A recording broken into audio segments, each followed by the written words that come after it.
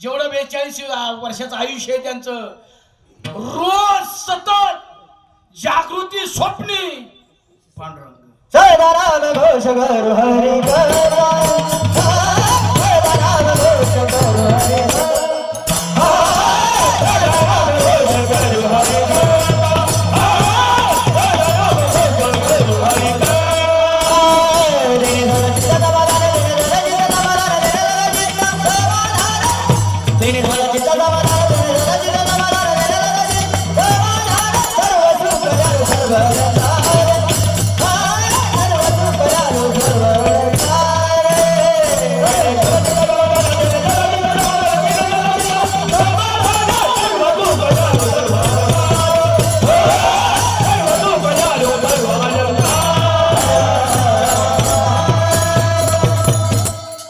सदाराम घोष करू हरी सदा चिंता समाधान सर्व सुख लेलो सर्व अलंकार आनंद निर्मळ उडत असतो. ऐका ना, सतत तुकोबराय भजन करतात रातून दिवसा.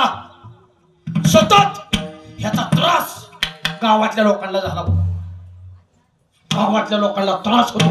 आता हिथं सुद्धा सप्ताह बसल्यावर गावातल्या लोकांना त्रास होतो त्रास होतो नाही. ती काय सांगतात, भाना भाना करताय आमच्या कानात सप्त्याचा आवाज.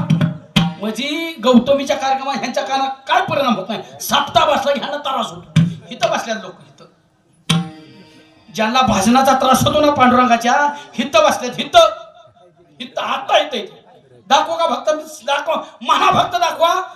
हा दाखवा म्हणजे मी खातो मार. आमचंच महाराज म्हणतात दाखवा दाखवा, आणि ह्यांच्या म्हणतात नको नको भांडणाला पाहिजे. ऐका, त्रास व्हायला लागला हो. तुकोबारायच्या भाजनाचा त्रास व्हायला. अख्खं गाव जमलं. तिथल्या पाटलाकडे गेलो. पाटलाकडे घेतलं. पाटलाला सांगितलं, पाटील गावात राहत नाही, आम्ही गाव सोडून जातो. नको. झालं काय? अहो तो टाळकुट्या तुक्या टाळकुट्या बघा लोक किती मूर्ख असतात. तो आम्ही दिवसभर रानात काम करतोय, दमून शिनून बापून येतोय, आणि झोपायच्या टायमिंगला त्याचं चाललंय बघ. झोपा नाही का आम्हाला, आम्ही गाव सोडून जातो. ती म्हणले तसं कर नका. पाटलाने विचार केला, ज्यांच्या जेव्हा आपल्याला पाटीलकी करायची तीच निघून गेली, पाटीलकी करायची कुणाच्या जेव्हा? अख्खं गाव सोडून जाण्यापेक्षा एक हबप आपल्याला बाहेर काढलेलं चालेल, पण गाव नाही बाहेर निघलं पाहिजे. लोकांशी असतील. पाटलाने बोलून घेतलं, बुवा बुवा तुमची तक्रार आली या, तुम्हाला गावात राहता येणार नाही. ती म्हणजे झालं काय? तुमच्या भाजनाचा गावातल्या लोकांच्या झोपेला त्रास होतोय.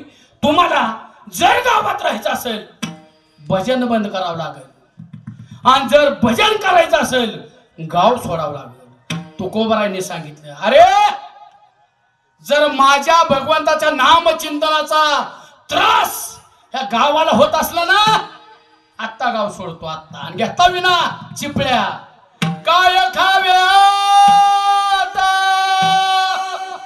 कोणी कडे रावे गावात रावे कोणावर कोपला पाटील गावचे लोक आता गाली भीक कोणी मजल तुका म्हणे याचा तुका म्हणे याचा संग नवे भला शोधित विठ्ठल जाऊ आता. त्या चिपळ्या हातात घेतल्या, रोज भंडारा भामचंद्र घोराड्या रोज. ऐका, वेळ आहे ना आपल्याला, कारण माझं कीर्तन आता थोडक्या अंतरावर तुळजापुरात आहे रात्री कीर्तन, आणि मला पण भूक लागलेली नाही. तुमचं तुम्ही बघा. अजून तास दीड तास त्याच मानधनात का ती ओरडाम असतो.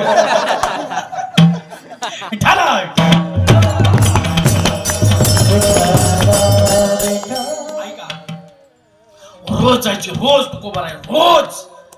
आणि जिजाबाई त्यांची भाकरी पाणी त्या टोपल्यात घ्यायच्या, रोज त्या डोंगराने फिरायच्या, पण तुकोबाराय सांगूनच जात नव्हतं.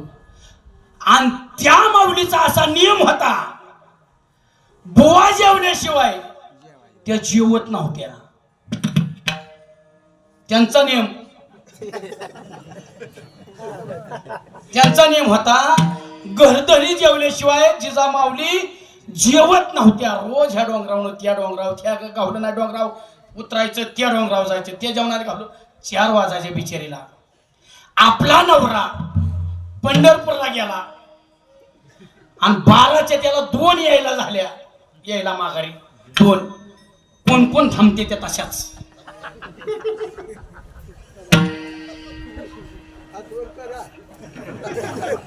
नवीन दिसताय, थांबचाल थोडे दिवस, थांबचाल का ऐका. आणि जिजाबाई एक दिवस वैतागल्या. अहो वैतागणार कुठली बायकोला वैतागणार, ती सावकाराची मुलगी होती, सावकाराची. रोज पैशामध्ये, संपूर्ण पैशाच्या बाजारात समोर होतं त्याचं जीवन बापाच्याकडचं. आणि इकडं आल्यानंतर काही दिवसात लंकेची पार्वती झाली. अंगावर 2 लुगडी, एक फाटकन एक चांगलं. वैतागलं नाही तर काय, पण वैतागली कशामुळे ऐका, पाहिजे म्हणून नाही. तिने एकच सांगितली, धनी अहो तुम्ही रोज कुठल्या नाही कुठल्या आलटून पालटून डोंगरावर जाता, मला सांगून तरी जाता आज मी कुठल्या डोंगरावर जाणार आहे. त्यावेळेस त्यांनी सांगितलं, जिजे मी तुला म्हणले माझ्या मागे माझा शोध घे, म्हणलंय मी तुला, तू माझ्या मागे येऊ नको. अहो तसं नाही होत, तुम्ही जेवल्याशिवाय मी जेवत नाही, माझा नियम आहे. ठीक आहे तुझा नियम आहे ना, मी जेवल्याशिवाय तू जेवत नाही. एक काम कर, देहूच्या बाहेर पडल्यानंतर जिथं 3 डोंगराला वाटा फुटत्यात, त्यातल्या कुठल्या एका वाट्याला कान लावायचा, आणि ज्या वाटेतून विठ्ठल विठ्ठल आवाज निघल त्या रस्त्याने तू वळकायचं. आपले महाराज ह्या ठिकाणी गेलेले. कान लावला आणि एक दिवस डोंगराने चढत होत्या. चढता चढता चैत्राचं ऊन, चैत्राचं ऐका तुम्ही ऐका, चैत्राचं ऊन. दुपारच्या 2-2:30 वाजल्यात, पायात चप्पल नाही, भेगा पडलेल्या पायाला, बोट बसला अशा भेगा पडलेल्या. चैत्राचं ऊन, डोक्यावर भाकरीचं टोपलंय, त्याच्यात पाण्याचा लोटा आहे, घेऊन चालल्यात. आणि चालता चालता करवंदाचा काटा खासकीने आत घुसला पायात, वरच निघला, वरच पायातनं वरच कळ आली, भाकरीचं टोपलंच खाली पडलं डायरेक्ट. अंधारच आल्या डोक्यात. विचार करा ना, कल्पना तरी करा ना नुसती, काय मावली असेल ती जिजाबाई. खालीच बसल्या मटकीने सांगितलं, देवा लय रे आमचं वाटोळं केलं, लय वाटोळं केलं, नाही तू सुखाने जगून दिलं. देवाला शिव्या, देवाला नेहमी शिव्या द्यायच्या, नवऱ्याला नाही, नवऱ्याची सेवा करायच्या, पण देवाला शिव्या द्यायच्या. माझ्या वडिला नवऱ्याला येडा केला, तो येडा. खालीच बसल्या, देवाला घामच फुटला, शिव्या द्यायला लागले देवाला. राहुलजी तो म्हणला, शिव्या कोणी खायच्या हे जिजाबाईच्या, घाबरतो भक्ताला देव, देव घाबरतो, लक्षात असं द्या. कुणाला पण नाही, भक्ताला. ही भक्ताची भक्ती होती. मी नाही गेलो हे तुकाराम महाराज शिव्या खाल्ल्याशिवाय राहत नाही. त्यामुळे देवाने रूपच घेतलं बारक्या पोराचं, कांबळी खाद्याव काठी, 10-12 गाया त्या गुणात चरत होत्या. निर्माणच केला, त्याला काय मागायचे काय कुठं तवा, निर्माणच केलं, चारायला लागलं. खाली बसल्याची जिजाबाई आणि बारकं वाळ विचारते, कोण होतं ती, कोण होतं, देव होता. ती विचारते पोरग, आई साहेब काय झालं, पायात काटा मोडला बाबा. ती पोरग म्हणते, काढू का, अरे तुला जमल का, तू केवढा काटा केवढा, तुला जमल का. ती म्हणला, आई साहेब काळजी कर नका, मी लय जणांचं काट काढल्यात, हिरण्यकश्यपूचा काटा, कंसाचा, रावणाचा, चाणोराचा, मीच का. तुमचा काटा काढणं काय अवघड आहे, काढ बाबा, जमत असलं तर काढ. जगाच्या मालकाने जिजाबाईचा पाय आपल्या मांडीव घेतला, मांडीव. काटा आत गेलता, दिसत नव्हता, वरनं दिसत होता, आतनं दिसत नव्हता. काटा दिसत नसल्यावर आपण तिथं काय करतो,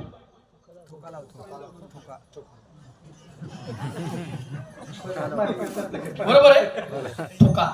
एकदा धोका लागल्यावर काटा दिसतोय का, अजिबात नाही. त्यांनी परसा सारखा थुका लावायचा, सारखा थुका लावायचा. मला तुम्हाला प्रश्न करायचा आहे, तुमच्या घरा शेजारी नवऱ्याच्या पायात तुमच्या काटा मोडला, तुमच्याच काटा मोडला आणि दिसाना काटा, तुम्ही लगेच पाय हातात घेऊन लगेच तुम्ही त्याला पाण्याने स्वच्छ करचाल, बरोबर आहे का नाही? ऐका, देव किती माझा कृपाळू आहे.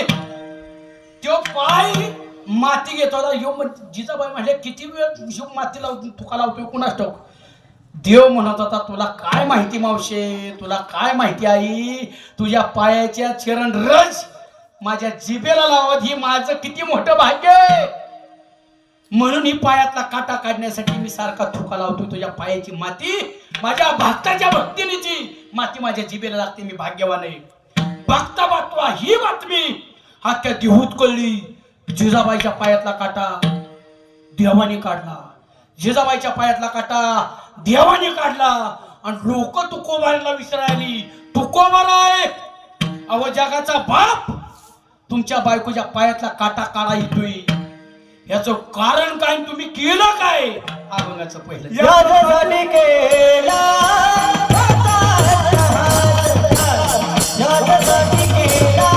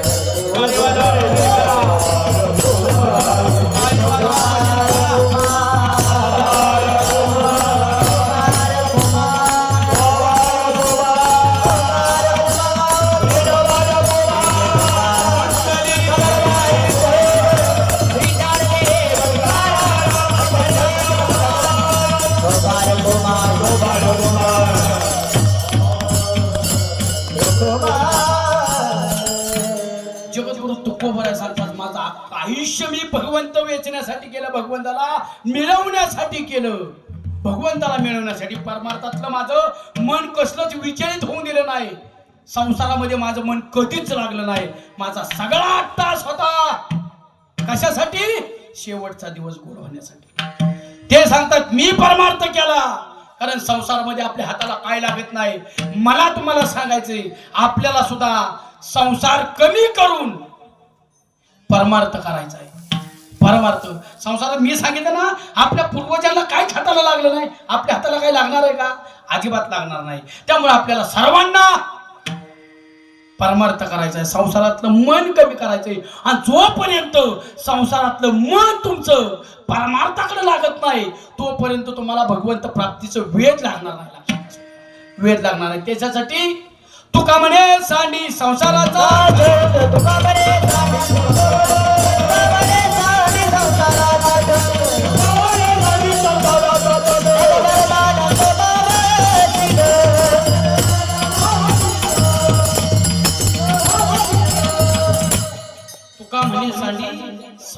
संसाराचा छंद मग परमानंद पावशील. संसारावर प्रेम कमी करायचे आपल्याला, त्याला चिकटून बसायचं नाही.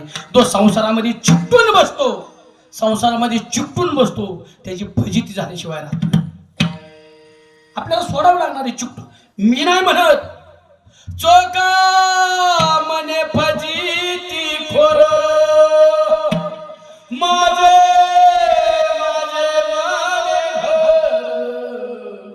चोखोबर आहे सांगायचं. मी कशाला सांगितलं चोखोबर आहे सांगायचं. संसाराला महत्व कमी करायचंय, संसार सोडायचा नाही, करायचा आहे, चांगला करायचा आहे. कुठल्या संतांनी सांगितलं नाही संसार सोडा, पण संसार म्हणजे सृष्टीमध्ये आल्यानंतर 4 अवस्था आहेत. किती? 4 अवस्था आहेत. पहिली अवस्था जन्मापासून वयाच्या 25 वर्षापर्यंत त्याला ब्रह्मचर्य आश्रम म्हणतात. 4 आश्रम. ब्रह्मचर्य आश्रम वयाच्या जन्मापासून वयाच्या 25व्या वर्षापर्यंत ब्रह्मचर्य आश्रम. त्या वयामध्ये आपला स्वतःचा सगळा विकास करून घ्यायचा असतो. शिक्षण घ्यायचं, नोकरी करायची, शोधायची, करिअर घडवायचं. आताच्या भाषेत 25 ते 50 हा गृहस्थाश्रम असतो. एकाच माणसाला 4 आश्रम सांगितल्यात. ग्रस्त आश्रम असतो. ह्या वयामध्ये जेवढं कमावता येईल तेवढं चांगल्या मार्गाने पैसा कमवायचा, संसार चांगला करायचा. किती वर्षापर्यंत? 50 पासनं पुढं वानप्रस्थ आश्रम असतो. वानप्रस्थ आश्रम म्हणजे संसार सोडायचा आणि वनात निघून जायचं. वनात पूर्वी जायचे लोक की बाबा मला तिकडं कोणी बघून आहे, माझ्या ओळखीचं कोणी नसून आहे, माझं तिकडंच देव विसर्जन व्हावा. ह्याला वानप्रस्थ आश्रम म्हणतात. वानप्रस्थ आश्रम थांबव, संन्यास आश्रम आपल्याला जायलाच नको, इतक्यावरच थांबव. आता आपल्याला 50 वर्षानंतर वनात जाऊन जमल का? जमल का वनात जाऊन? वन राहिल्यात का? वनच राहिले ना, सगळ्या बिल्डिंगच झाले. त्या वानप्रस्थ आश्रम आपल्यासाठी काय आहे का? वयाच्या 50 वर्षानंतर संसारातून रिटायरमेंट घ्यायची, सगळं पोरांच्या ताब्यात देऊन टाकायचं. पोरांनो तुमचं तुम्ही करा, मी नुसतं आता बघत बसणार तुम्ही काय करताय ते. द्या ताब्यात, द्या ताब्यात. फक्त ताब्यात द्या म्हणले, नावावर लिहून देऊ नका. त्याला मी जबाबदार नाही. नाही ते मेला तुम्ही दुसऱ्या दिवशी दस्त झाल्याच खालास तुम्ही म्हणाल ना. फक्त करा ना, संसारात चला, पण त्याच्यात लक्ष घालू नका.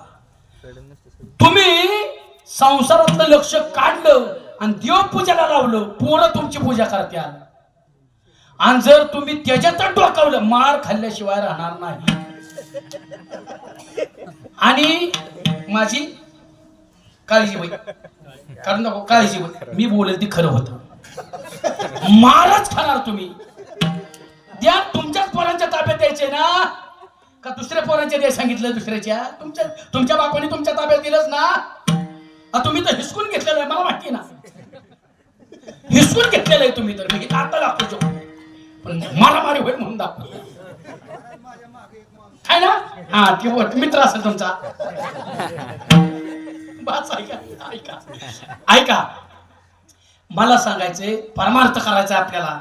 जन्माला आलोय, आपल्याला परमार्थ करण्याचा अधिकार फक्त भगवंतानी माणसाला दिलाय. आता आपल्यासाठी परमार्थ लय सोपा आहे, लय सोपा आहे आपल्यासाठी परमार्थ. तुम्हाला परमार्थ करायचं म्हणजे करायच्यात का? ही नाही, ही घालायची का? हा 100 माळ आहेत माझ्या गाडीत, देऊ का? ज्याचं 50 वय झाले त्यांनी यादी काढा, त्यांनी सगळ्यांनी माळा घाला माझ्या साक्षीने. आता होईल का एक तरी तयार? हाय का नाही? म्हणजे हाऊस आहे का नाही सांगायची अजून. एका तुकड्यासाठी एकच तुकडा, एकच. किती आनंद देतो तो तुम्हाला, किती आनंद देतो.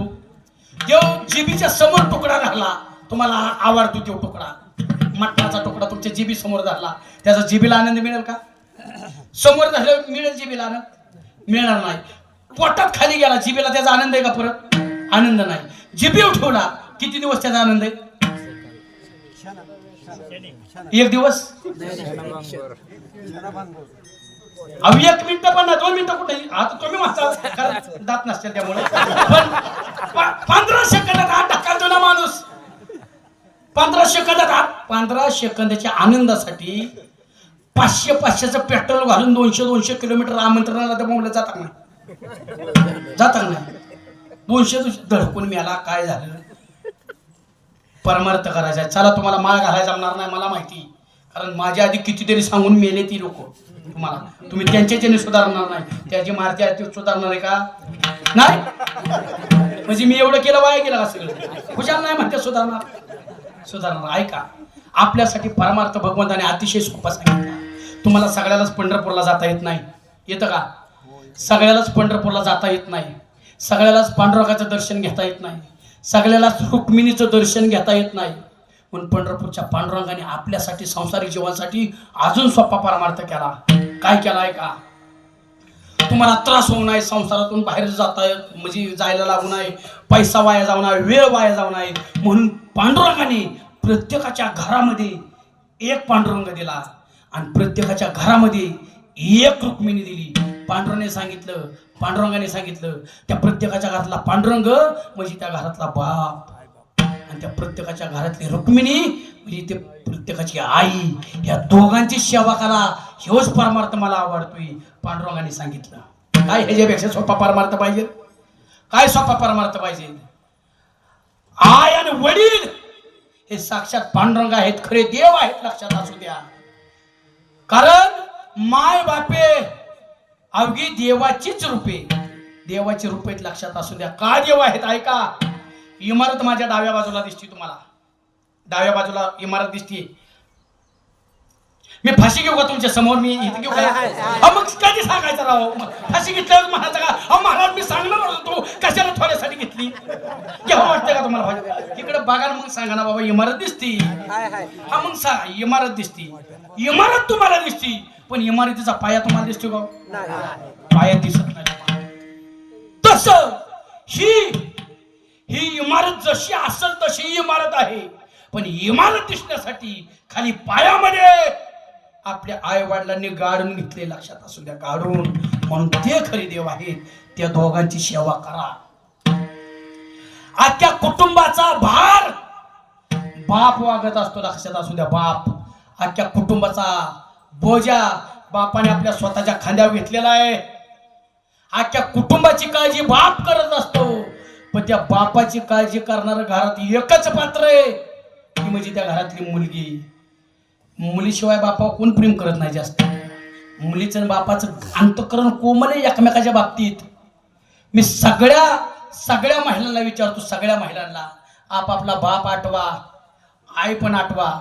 तुम्हाला प्रामाणिकपणे सांगा तुमची मम्मी तुम्हाला जास्त आवडते का तुमचे पप्पा तुम्हाला जास्त आवडतात कोण आवडतं प्रत्येक महिला सांगणार आहे प्रत्येक मुलगी सांगणार आहे मम्मी माझी आवडती पण मम्मीपेक्षा काकण भरकाव आहे ना पण माझे पप्पा मला जास्त आवडतात आणि कुठल्या टोपीवाल्या म्हाताऱ्या माणसाला विचारा जो मुलीचा बाप आहे ना त्याला कोणाला विचारा तुम्हाला तुमचा दादा जास्त आवडतो का तुमची ताई जास्त आवडती प्रत्येक बाप सांगणार आहे माझी ताई मला जास्त आवडती बापाचं मुलीचं घट्ट नाते लक्षात असू द्या मुलाचं स्वार्थी प्रेम आहे तो संसारात स्वतःच्या रमून जातो पण मुलीची परिस्थिती कितीही तिकडची गरीब असू द्या आणि इकडं मुलाने त्याला बाहेर काढू द्या बापाला त्या गरिबीत सुद्धा सासर सांभाळून स्वतःच्या बापाला सांभाळण्याची ताकद मुलीच्या अंतःकरणात लक्षात असू द्या ही मुलगी लक्षात असू द्या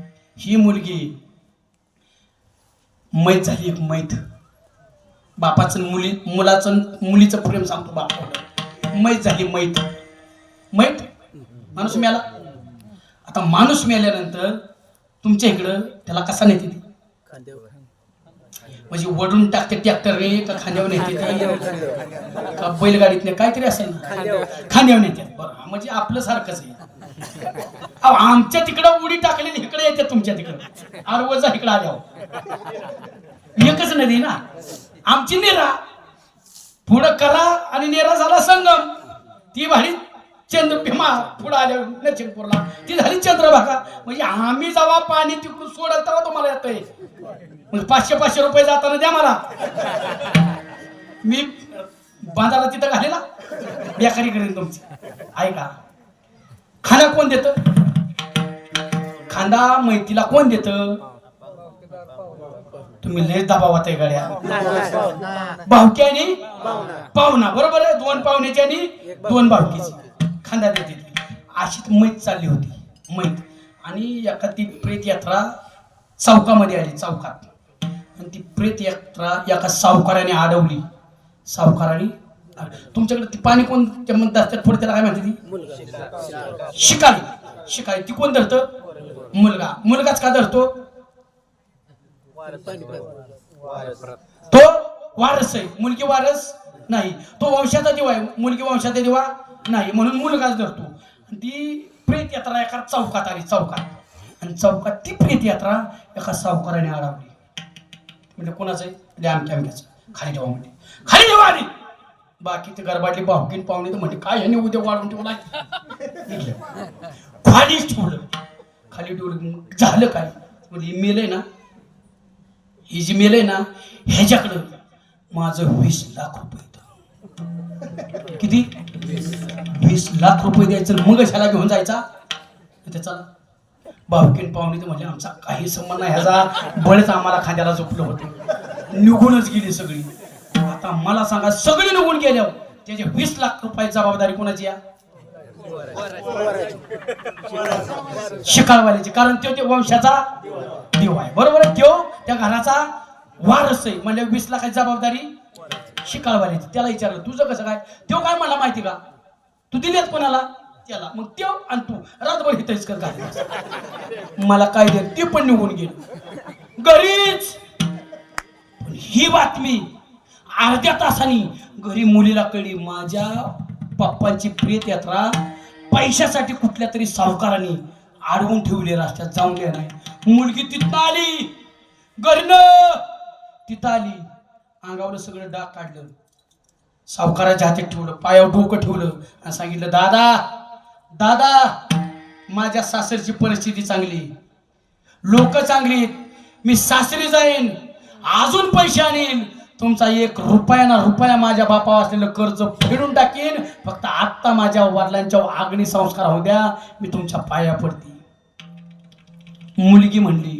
तेव्हा सावकार काय म्हणला ऐका, सावकार काय म्हणला, अरे बाळा बाळा, तुझ्या वडिलांच्याकडे माझं 20 लाख रुपये नाहीत, तुझ्या वडिलांनीच माझ्याकडे 20 लाख रुपये ठेवायला, तर म्हणजे माझ्या वंशाचा कोण खरा दिवाय ना त्याला द्या म्हणून.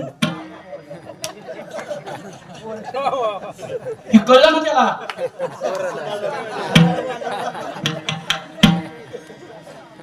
कोणाचं प्रेम आहे?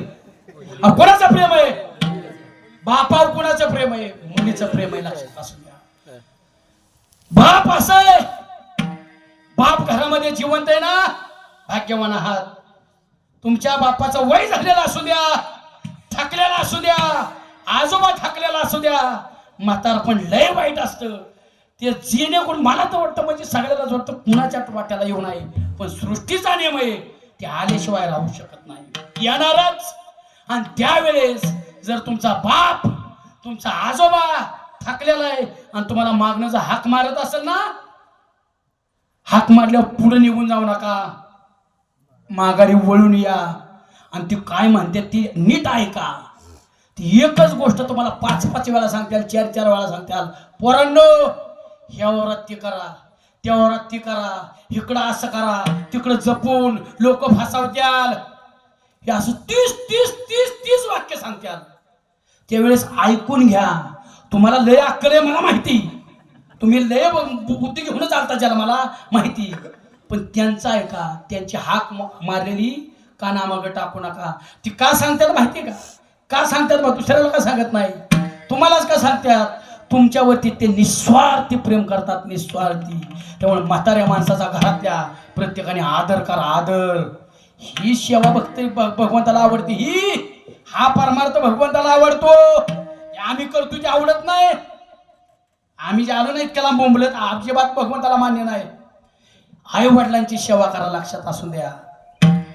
कारण तू प्रेम करतो अंतःकरणापासून, निस्वार्थी प्रेम. ओरामधी माया ज्याच्या काळ्या मेघावानी, दाखविना कधी पुन्हा डोळ्यात पाणी, झिजू झिजू संसाराचा काळा हाकला मनी हसू जरी कणावातला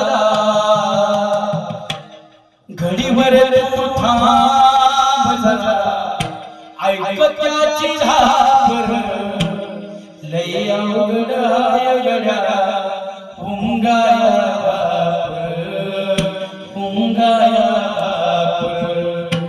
बाप हे लक्षात द्या.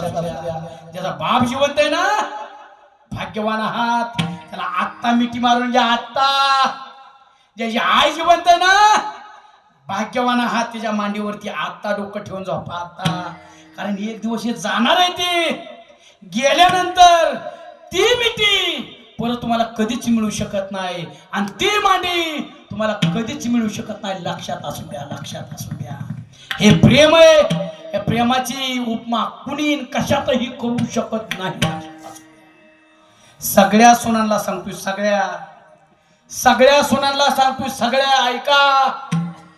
सगळ्या सुना तुम्ही सुने ना कुणाची तरी. मी थोडा कडक बोलणारा बुवा आहे. मला परत बोलावणार नाही तुम्ही असं बोलल्यावर. मला गॅरंटी, पण मला परत यायचं नाही. तुम्ही सुनाय ना कुणाच्या तरी आत्ता.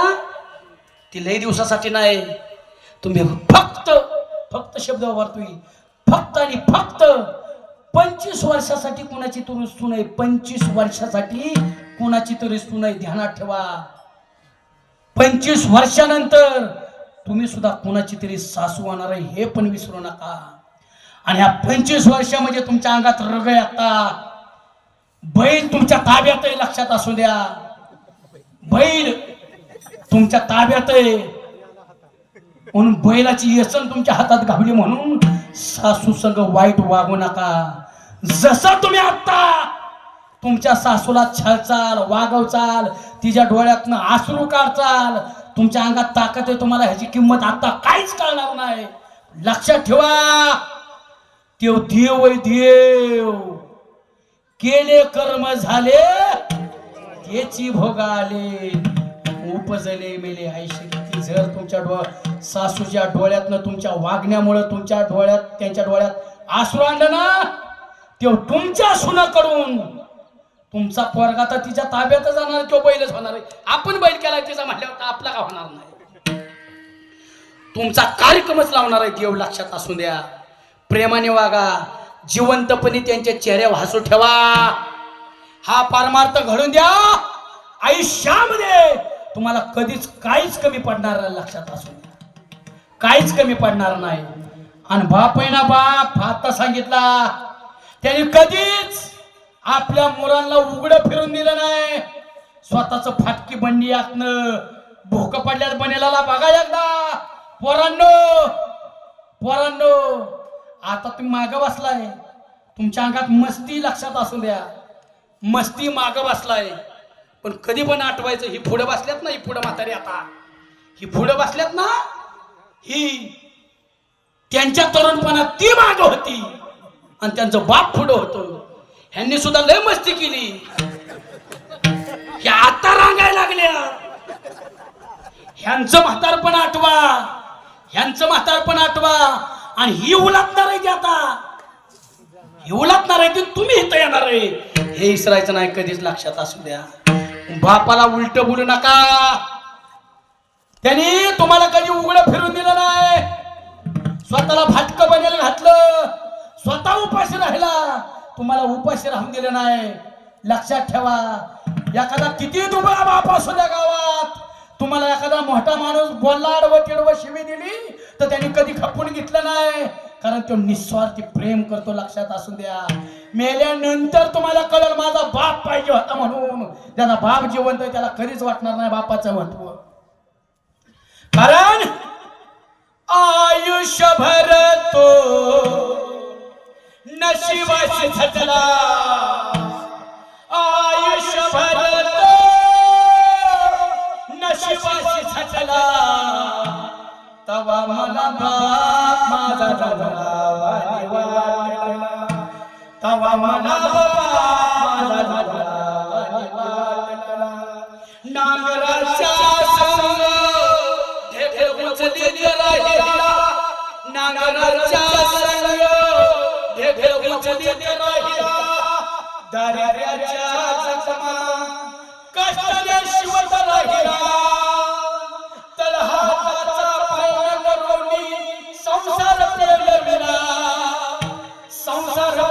फिरविला ऊन बारा पावसात कधी नाही थकला ऊन बारा पावसात कधी नाही थकला तवा मला माझा वाटला तवा मला माझा काया शरीरात घाम जिरवीत राहिला तुमच्यासाठी काया शरीरात घाम जिरवीत राहिला नेहमी पोटावरती हात फिरवीत राहिला फाटल्याला चपलीला घाली तुमच्यासाठी फाटल्याला चपलीला घाली सुसळी वारनिया बुकेचा भाग त्याचा कधी नाही फुटला बुकेचा भाग त्याचा कधी नाही फुटला तवा मला माझा तवा मला बापाला प्रेम करून घ्या ज्या दिवशी पुरींना सगळ्या महिलांना सांगतोय ज्या वेळेस तुमचा बाप जिवंत आहे किती गरिबी असू द्या आणि तुम्ही बापाची भेट घ्यायला तुमच्या माहेरात जा त्याचे दुबळे पण असू द्या तो कुणाकडे तरी भीक मागल पण 10 रुपयाची नोट तुमच्या हातात ठेवल्याशिवाय माघारी बघणार नाही आणि तरी सांगेल ताई काही अडचण आली मला आवाज दे मी तुझ्या पाठीमागे पण ज्या दिवशी तुमच्या माहेरातला तुमचा बाप निघून जाऊन द्या तुमच्यासाठी माहेरचे दरवाजे बंद झालेला असतात बंद हा बाप लक्षात असू द्या हाच परमार्थ करा तुकोबाराय सांगतात माझं आयुष्य माझं परमार्थात वेचलं का शेवटचा दिवस गोड व्हावा मी परमार्थ केला आता मला 4 मुक्त्या नवरी म्हणून मिळाल्या 4 आता इथनं पुढचं सगळे दिवस माझं खेळीमेळी